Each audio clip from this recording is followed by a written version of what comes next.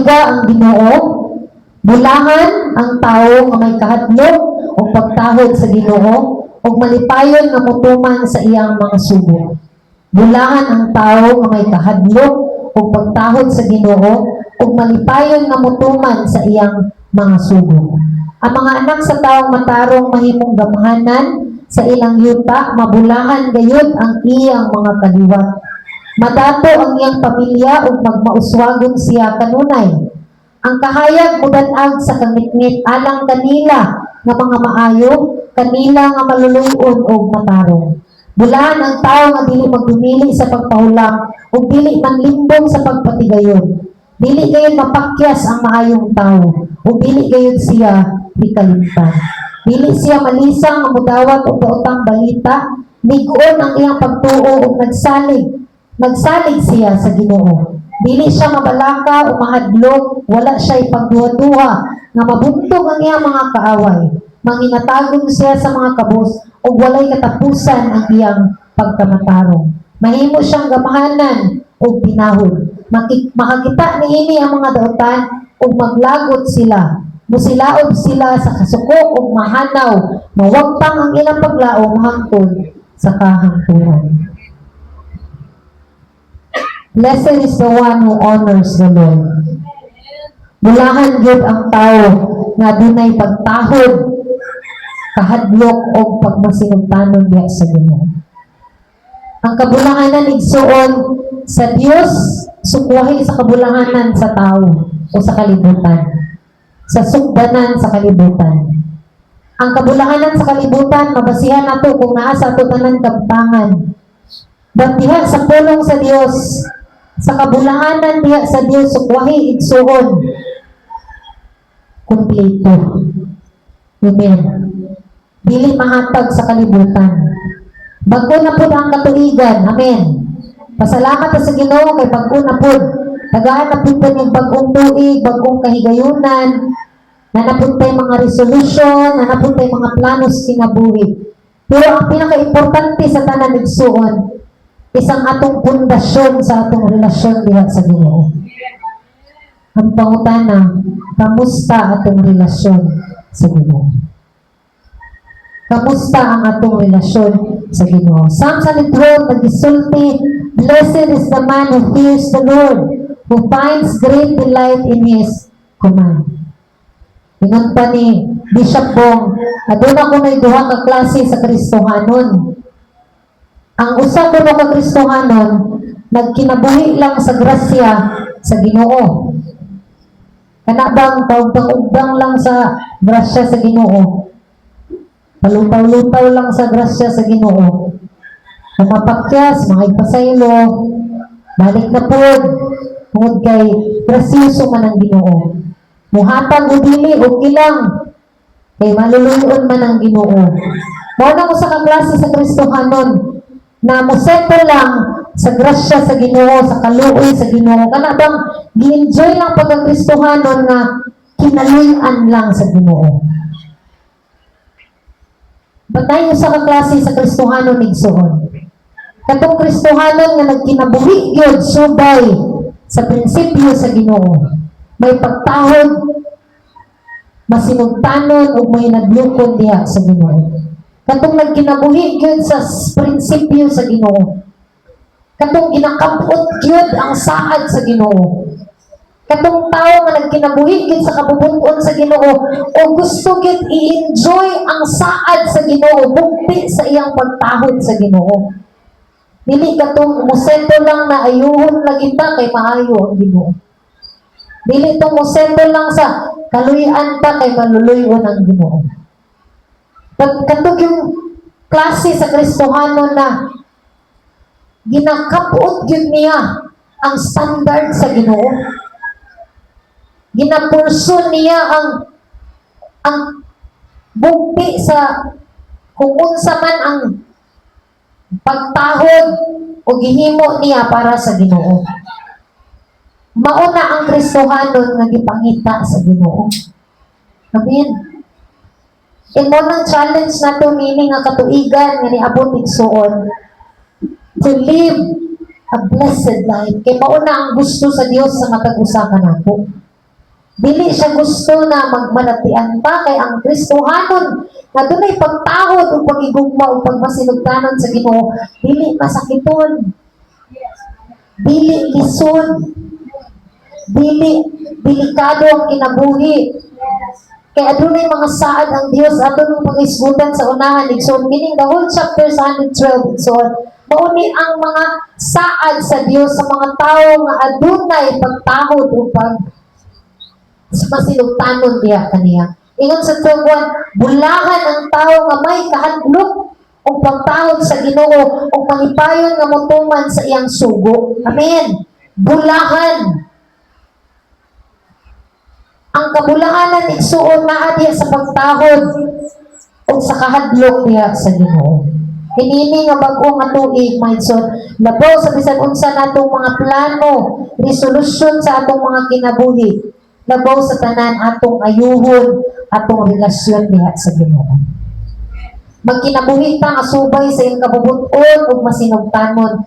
Kay ang pulong sa Ginoo nagpadayag sa prinsipyo sa pagkapuot sa kinabuhi nga bulahan. Kani tanan-tanan nga gisaad sa Dios ani sa tawo nga may kahadlok ug pagtawod kaniya, maangkon gid ni igsuon.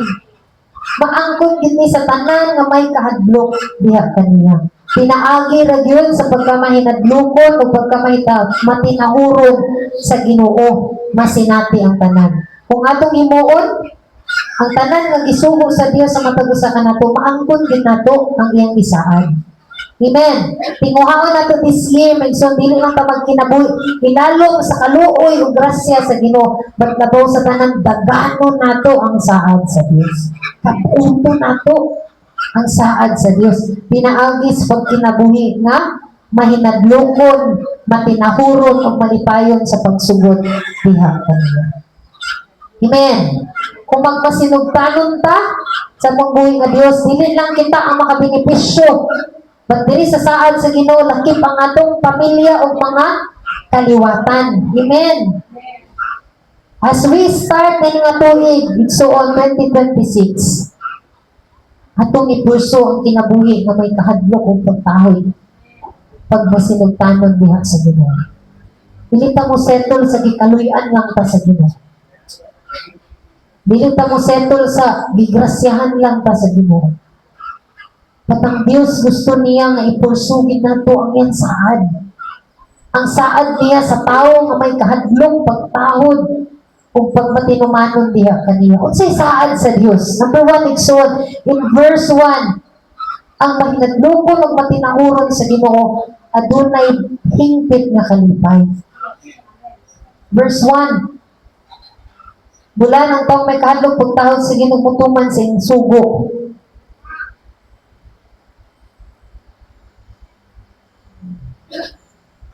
Ang kahadlok sa Ginoo igsuon dili ni siya ingon nga magpalayo ta diha niya. Dili pasabot nga mahadlok ta niya kun dili aduna tay respeto o pagtahod sa iya ang pagka-Dios sa atong kinabuhi. Balaan siya nga Dios, magkinabuhi pud kitang balaan. Amen. Kung atong nang buhaton dili gyud pakakon ang Dios sa iyang saad nga ang tao nga adunay kahadlok o pagtawad sa Ginoo magmalipayon gayud igsoon. Adunay gyud kalipay, adunay kabulahanan. Bulahan gyud ang tao nga adunay kahadlok diha sa Ginoo. Daghan kaayo tang kapangitaan sa kalipay, mga material, success o bisan unsa nga relasyon, daghan kitang kapangitaan. Pero ang tinuod nga kalipay igsoon nga hingpit gayud naaragyod diha sa Ginoo. Naaragyod diha sa pagkamahinadlokon diha sa Ginoo. So, kalipay o kalinaw nga di matugkad ani nga kalibutan igsoon. This year, mulawig ta, mubaklay ta sa kinabuhing Kristohanon nga dunay gikahadlok pagtahod sa Ginoo aron maangkon nato ang hingpit na kalipay.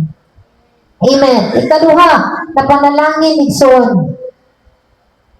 Ningon diri, verse 2 and 3, blessing sa pamilya igsoon. Adunay panalangin diha sa pamilya. Madato ang iyang pamilya kung pagmauswagon siya kanunay Ang mga anak sa taong matarong mahimong gamhanan sa ilang yuta, mabulahan gayud ang iyang mga kaliwat, madato ang iyang pamilya ug magmauswagon siya. Amen. Kinsay gusto diri mauswag sa kinabuhi? Kinsay gusto diri nga madato kitang tanan igsuon man sa Dios? His children will be mighty in the land. Amen. Ang atong pagmasinugtanon ug pagtuman sa Ginoo dili lang para sa atong nga benepisyo, pag para po sa atong pamilya ug sunod nga henerasyon igsuon. Ang atong pagkinabuhing matarong mahimong panulundon sa atong mga anak ug mga kaliwatan sa umaabot. Amen. Mahimong testimonya sa atong mga anak ang atong pagkinabuhi. Ang blessing sa Ginoo dili lang para sa atong karon kundi para sa atong umaabot na generation igsoon. Sa atong pagtuman, sa atong pagtahod, sa atong pagkinabuhi nga balaan, pagkinabuhi nga masinugtanon sa Ginoo, dili lang ni taman karon nga naay blessing nga moabot sa ato paglabaw sa tanan sa umaabot na generation sa atong mga anak. Flow lang na siya giya igsoon. Nato mga anak mosunod gid sa ato di na kinahanglan nga ato pang birahon, ato pang tukson, ato pang sakmiton para mosunod sa Ginoo. Matang kinabuhi sa tawo nga matarong ug nagkinabuhi nga may nadlubon sa Ginoo, naagid ang panalangin sa Dios sa mga anak, naagid sa kaliwatan, makita kung manifest yun ang saad sa Dios, ang mga bukti sa Dios diya sa mga kaliwatan o sa mga anak igsoon. Let's live a life nga mahimong ligasiya sa atong pamilya. Mga anak, kay mag-unsa man ta karon kung moabot pud nato nga generation dili gyapon magmatinauron sa Ginoo. Walang gihapoy kahimuan so. At atong pagkinabuhi karon usa ni kapuhunan nga ang atong umaabot nga generation puhon musunod gyud sa mga maayong pagkinabuhi, pagtahod diha sa Ginoo. Amen. Ikatulo nga panalangin sa pagkinabuhing matarong o matinahoron o masinugtanon sa Ginoo, mahimong dato. Amen. Muuswag ang kinabuhi. Mahimong dato, mangginatagon o provided diha sa Ginoo. Verse 3 to 5, ingon dira madato ang iyang pamilya ug magmauswagon siya kanunay. Ang kahayag mo dan-ag sa kangitngit alang kanila nga maayo, kanila nga maluluyon o matarong. Bulaan ang tao dili magdumili sa pagpahulam o dili manlimbong sa pagpatigayon. Amen. Ang tao nga dunay pagtahod sa Ginoo makahatag o dili usab makulangan igsoon.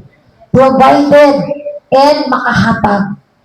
Ang tao nga may pagtahod sa Ginoo, kahadlok o pagkamasinugtanon sa Ginoo, dili gid mahubsan. Dili gid makulangan, dili gid magutman, makahatag pagyud nga generous sa uban. Amen. Munang saad sa Ginoo, ang mga tao dili lang i-bless materially, but i-bless pagid sa Ginoo sa tanang aspeto sa kinabuhi. Mahimong generous o matinabangon. Good will come to those who are generous and live freely. Makapahulam pa, makapabaylo pa sa uban igsuon, dili mahubsan. Mahimo tang daluyanan, channel sa panalangin ngadto sa uban igsuon. Ang pagkamang hinatagon usa ka marka sa tawo nga adunay kahadlok diha sa Ginoo. Mao gining timailhan sa tawo nga may kahadlok o pagtawod sa Ginoo, kining tawo nga manghinatagon igsuon. Ang iyang kasing-kasing dili selfish, pero willing na mutabang adto sa uban. This year, igsoon 2026, himo na tong channel sa panalangin ang atong tagsatag sa kakinabuhi. Pinaagi sa pagtahod